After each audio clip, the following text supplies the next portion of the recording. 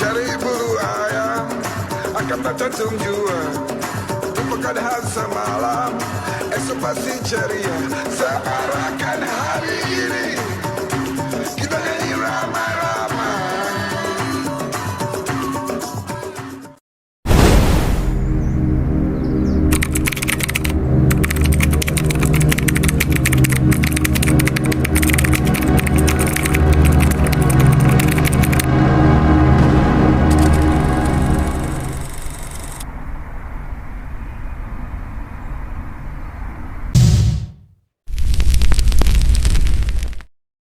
Halo, perkenalkan saya Ali Utawi Huda.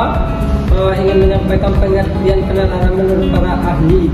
Menurut Wijaya 2012, penalaran memiliki beberapa pengertian, yaitu proses berpikir logis, sistematis, terorganisasi dalam urutan yang saling berhubungan, sampai dengan kesimpulan menghubungkan fakta dan data, sampai dengan suatu kesimpulan.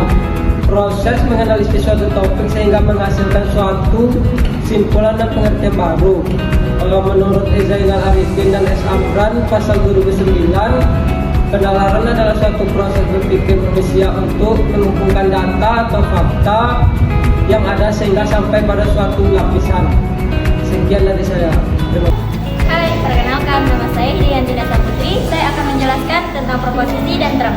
Proposisi adalah hubungan antara subjek dan predikat untuk membentuk sebuah kalimat, di mana proposisi pasti berbentuk kalimat. Namun, tidak semua kalimat termasuk ke dalam proposisi loh. Ada kalimat yang tidak termasuk ke dalam proposisi. Yang pertama, ada kalimat harapan, kalimat tanya, dan kalimat inversi. Yuk, kita akan jelasin tentang term. Term adalah kata atau kelompok kata yang dapat berupa subjek, predikat dalam sebuah kalimat proposisi. Kita langsung masuk ke contoh ya. Di sini ada contoh semua tebu manis. Semua tebu itu adalah term, tapi dia termasuk term subjek, dan manis itu adalah term predikat. Terima kasih. Halo guys, saya Fahim HSD. Di sini saya akan menyampaikan tentang penalaran deduktif. Nah, jadi apa sih penalaran deduktif itu?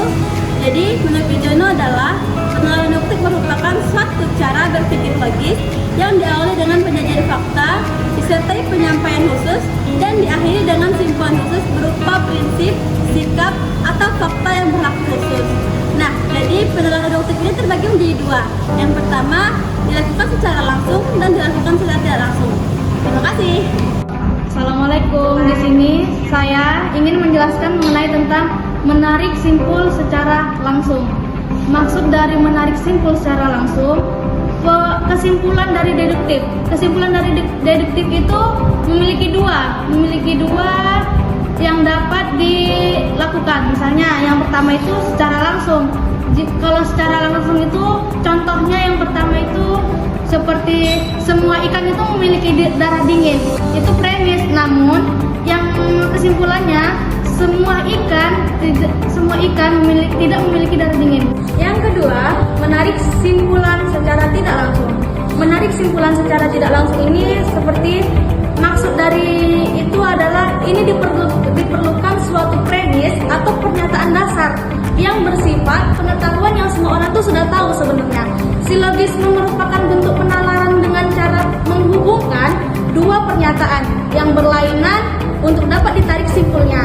Contohnya, unsur-unsur yang dapat disilogismekan. 1. Premis umum.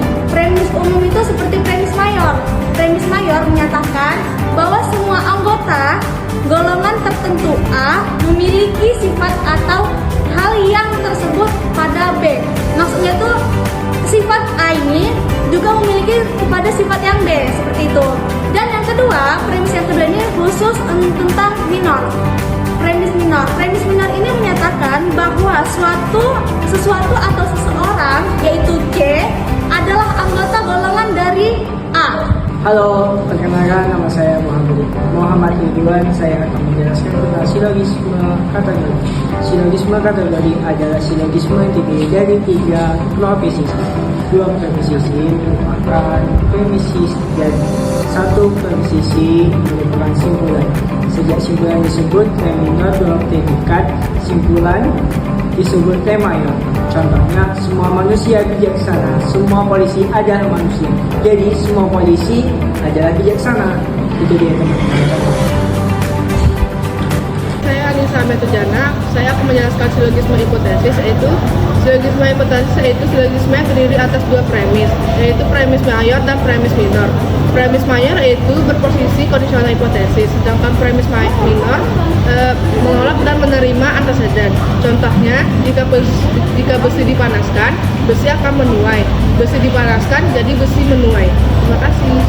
Halo, perkenalkan nama saya Anu Maulana. Di sini saya akan menjelaskan bagian silogisme alternatif. Silogisme alternatif adalah silogisme yang terdiri atas premis mayor berupa proposisi alternatif. Kalau premis minornya membenarkan salah satu alternatif, simpulannya akan menolak satu lainnya. Contohnya adalah dia adalah seorang kiai atau profesor, dia adalah seorang kiai atau tua. Jadi dia bukan seorang profesor, dia adalah seorang kiai. Jadi contohnya dia bukan seorang kiai, jadi dia adalah seorang profesor. Perkenalkan, nama saya Lesara Siringrego. Saya akan menjelaskan tentang silogisme entimen.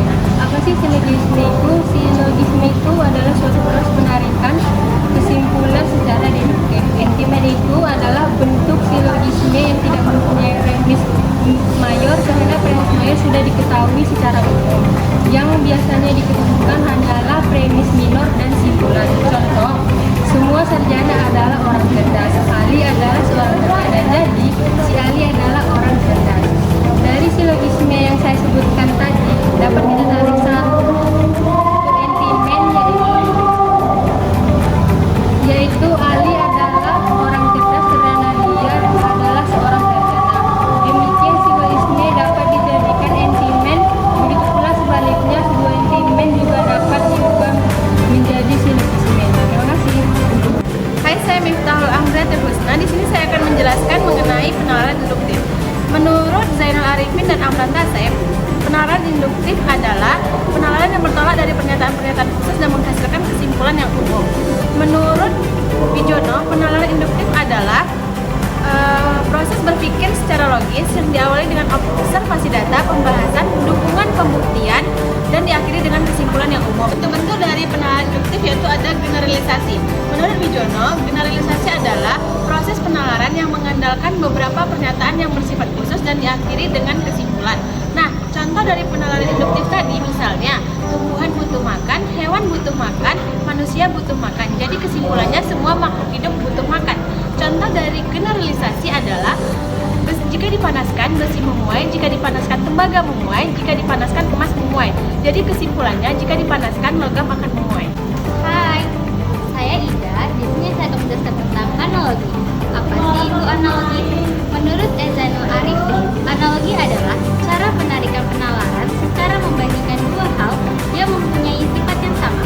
Sedangkan menurut Wijono, analogi adalah proses penalaran berdasarkan pengamatan terhadap gejala khusus dengan membandingkan atau mengumpamakan suatu objek yang sudah teridentifikasi secara jelas terhadap objek yang dianalogikan sampai dengan kesimpulan yang berlaku.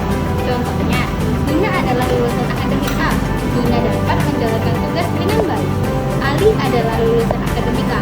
Oleh sebab itu, Ali dapat menjalankan tugas dengan baik.